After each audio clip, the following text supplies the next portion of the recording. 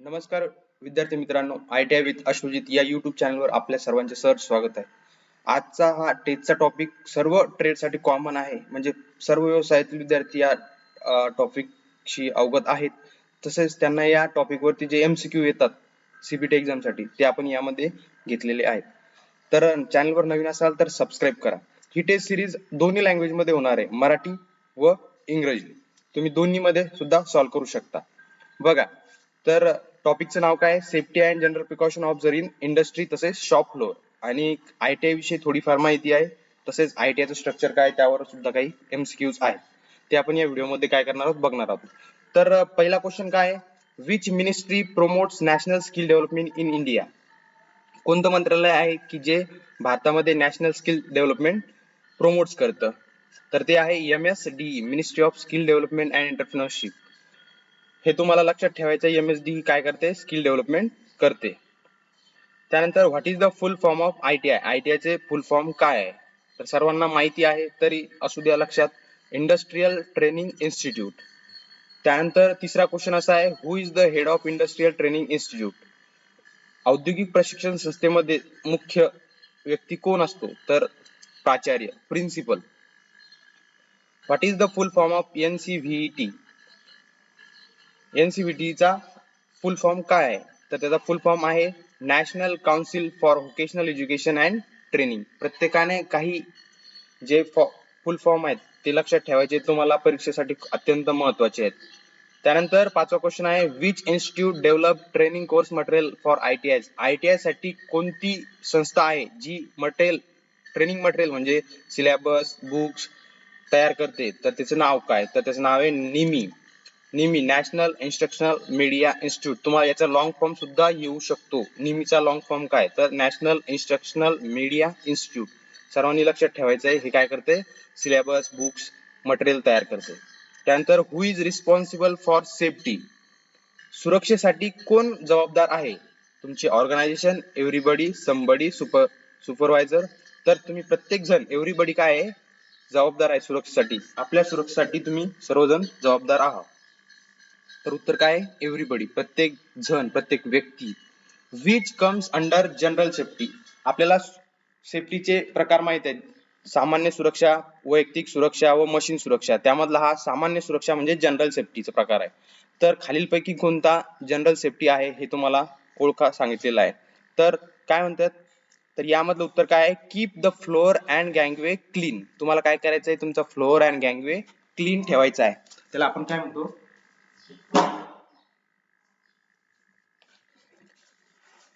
सातव्या नंबरच्या क्वेश्चनचं उत्तर आहे कीप द फ्लोअर अँड गँगवे क्लीन. तर आठवा क्वेश्चन काय? Which comes under the general safety? सामान्य सुरक्षेमध्ये खालीलपैकी कोणता येतो? तर तुम्ही चारही ऑप्शन जर वाचले तर तुमच्या लक्षात येईल की move with care in the workshop, do not run. Workshop मध्ये काय करायचंय? पळायचं नाही आणि काळजी घेऊन चालायचंय. त्यानंतर which comes under personal safety? वैयक्तिक सुरक्षेमध्ये खालीलपैकी कोणता घटक येतो? विद्यार्थ्यांना आपण नेहमी सांगतो की don't where rings, watch and chain. मशीनवर काम करत असताना आपल्याला हे काय करायचंय? वापरायचं नाही, म्हणजे वैयक्तिक सुरक्षेमध्ये येणारा हा विषय आहे. त्यानंतर 10वा क्वेश्चन असा आहे, which comes under machine safety? मशीनच्या सुरक्षेबाबत खालीलपैकी कोणतं विधान बरोबर आहे? तर switch off the machine immediately if something goes wrong. Machine मध्ये काय चुकीचं होत असेल तर तुम्हाला काय करायचंय? लगेच मशीन बंद करायची आहे. ही एक मशीन सेफ्टीचा प्रकार आहे. What is the method to avoid accident? Accident थांबवण्याचं सर्वात उत्तम मेथड कोणती? तर त्याची उत्तम मेथड काय आहे? By observing safety precaution related to job, machine and working place. काय करायचंय तुम्हाला? सेफ्टी प्रिकॉशन ऑब्झर्व करून काम करायचंय. त्यानंतर which one is the personal protective equipment PPE is use for head protection? आता आपण PPE वैयक्तिक सुरक्षा साधनांबद्दल MCQ बघणार आहोत. तर PPE चा लॉंग फॉर्म पण सुद्धा लक्षात ठेवायचा आहे, पर्सनल प्रोटेक्टिव्ह इक्विपमेंट. परीक्षेत बऱ्याच वेळा आलेला क्वेश्चन आहे. त्यानंतर हेड प्रोटेक्शन साठी आपण कोणतं PPE वापरतो? तर हेड प्रोटेक्शन साठी आपण हेल्मेट वापरतो. 13वा question, which personal protective equipment is use for foot protection? पायाच्या सुरक्षेसाठी आपण खालीलपैकी कोणतं सुरक्षा साधन वापरतो? तर त्याचं नाव आहे safety shoes. Which personal protective equipment is use for nose protection? नाकाच्या ज्या ठिकाणी धूळ असते त्या ठिकाणी आपण कोणतं रेस्पिरेटरी प्रोटेक्शन यूज करतो तर नोज मास्क, त्याला आपण म्हणतो nose mask. Which personal protective equipment is use for hand protection, हाताच्या सुरक्षेसाठी आपण कोणतं पर्सनल प्रोटेक्टिव्ह इक्विपमेंट म्हणजे वैयक्तिक सुरक्षा साधन यूज करतो तर हँड ग्लोव्ज. त्यानंतर which personal protective equipment is use for face protection, चेहऱ्याच्या वापरासाठी सुरक्षेसाठी आपण कोणतं पीपी यूज करतो. वेल्डर मधील विद्यार्थी याचा वापर करतात, त्याचं नाव काय face shield. Which personal protective equipment is use for eye protection, डोळ्याच्या सुरक्षेसाठी आपण खालीलपैकी कोणतं सुरक्षा साधन यूज करतो तर त्याचं नाव काय goggles. Which personal protective equipment is use for year protection, year protection कानाच्या सुरक्षेसाठी आपण खालीलपैकी कोणतं सुरक्षा साधन यूज करतो तर इयर प्लग, ज्या ठिकाणी जास्त नॉइज असते आवाज असतो त्या ठिकाणी आपण इयर प्लग यूज करतो. Which personal protective equipment is use for body protection, संपूर्ण शरीराचं प्रोटेक्शन करायचं असेल तर आपण ज्याप्रमाणे डॉक्टर व्हाईट ॲप्रॉन यूज करतात तसेच आपण ITI चे विद्यार्थी पीपी किट मध्ये कोणतं करतात तर लेदर ॲप्रॉन म्हणून आपण काय करतो त्याचा यूज करतो. 20 नंबरचा क्वेश्चन आहे what is the full form of पीपी, महत्वाचा क्वेश्चन आहे लक्षात असू द्या. लॉंग फॉर्म विचारलाय, फुल फॉर्म काय आहे त्याचा, तर बरेच ऑप्शन दिलेले आहेत, लक्षात ठेवायचं. पर्सनल प्रोटेक्टिव्ह इक्विपमेंट हे काय त्याचं उत्तर आहे, पर्सनल प्रोटेक्टिव्ह इक्विपमेंट. या ठिकाणी आपण एक उत्तर काय करतोय चुकीचं करतोय, पर्सनल प्रोग्राम इक्विपमेंट करतोय, त्याचं उत्तर ऍक्च्युली पर्सनल प्रोटेक्टिव्ह इक्विपमेंट आहे. परंतु आपल्याला एक उत्तर चुकवायचं यासाठी आहे की आपल्याला रिस्पॉन्स मध्ये काय दिसतंय, तर सबमिट या बटनवरती क्लिक केलं, त्यानंतर आपला स्कोअर व्ह्यू केला. स्कोअर व्ह्यू केल्यानंतर आता लक्षात आलंय की आपले किती 2 क्वेश्चन चुकलेत. मग ते कोणते चुकले ते आपल्याला बघायचंय. ग्रीन लेटर मध्ये बघा तुम्हाला काय दिसतंय, बरोबर आलेले क्वेश्चन दिसतात, परंतु जे क्वेश्चन चुकलेले आहेत ते आपल्याला रेड कलर मध्ये आलेले दिसतात. तर यामध्ये आपले 2 क्वेश्चन चुकलेले आहेत बघा. Which personal protective equipment is use for year protection, काय इयर प्रोटेक्शन, सॉरी या ठिकाणी काय झालेलं आहे चुकून इयर प्लग, इयर याचं उत्तर इयर प्लगच आहे परंतु करेक्ट आन्सर मध्ये फेस शील्ड झालेलं आहे, हे चूक झालेली लक्षात राहू द्या. तर याचं उत्तर सुद्धा बरोबर आहे, इयर प्लग हे याचं उत्तर आहे. त्यानंतर what is the full form of पीपी, पीपीचा फुल फॉर्म काय आहे तर मी अगोदर सांगितलं तुम्हाला personal protective equipment, personal protective equipment याचं बरोबर उत्तर आहे. म्हणजे उत्तर चुकल्यानंतर बरोबर उत्तर काय हे सुद्धा तुम्हाला या टेस्ट मध्ये दिलेलं आहे. आता हीच टेस्ट आपण मराठीत सुद्धा बघू शकतो, फक्त तुम्हाला काय करायचंय याला इंग्लिश मध्ये काय करायचंय मराठीमध्ये काय करायचंय ट्रान्सलेट करायचंय. आपण परत एकदा सॉल्व्ह करणार आहोत. तर बघा मी काय करतो याला मराठीत ट्रान्सलेट करतोय, ट्रान्सलेट इन मराठी. काही गोष्टी अशा आहेत की जे शब्द इंग्लिश मध्ये आहेत ते इंग्लिश मध्येच पाहिजेत, परंतु या ठिकाणी ट्रान्सलेट होताना थोडाफार चेंज झालेले आहेत ते आपण बघूया. तर पहिला क्वेश्चन काय होता, भारतातील राष्ट्रीय कौशल्य विकासाला कोणते मंत्रालय प्रोत्साहन देते तर त्याचं नाव आहे कौशल्य विकास उद्योजकता मंत्रालय.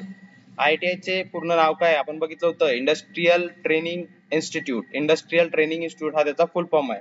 औद्योगिक प्रशिक्षण संस्थेचे प्रमुख कोण आहेत तर प्राचार्य. त्यानंतर NCVET चे फुल फॉर्म काय, आता या ठिकाणी आपल्याला लक्षात ठेवायचं आहे याचा जर फुल फॉर्म विचारला तो इंग्लिश मध्येच येईल, तर व्यावसायिक शिक्षण व प्रशिक्षणासाठी राष्ट्रीय परिषद हे त्याचं काय आहे फुल फॉर्म आहे.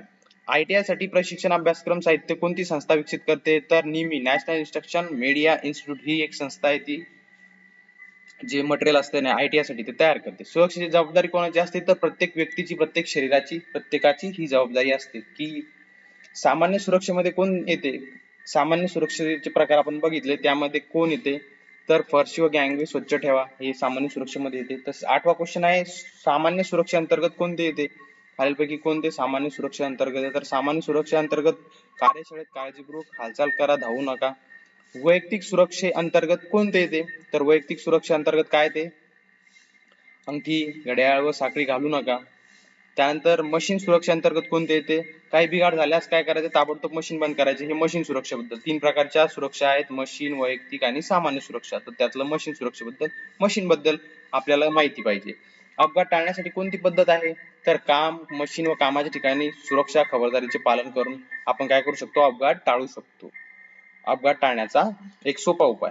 डोक्याच्या संरक्षणासाठी कोणते वैयक्तिक उपकरण वापरतो आपण तर आपण बघितलं हेल्मेट.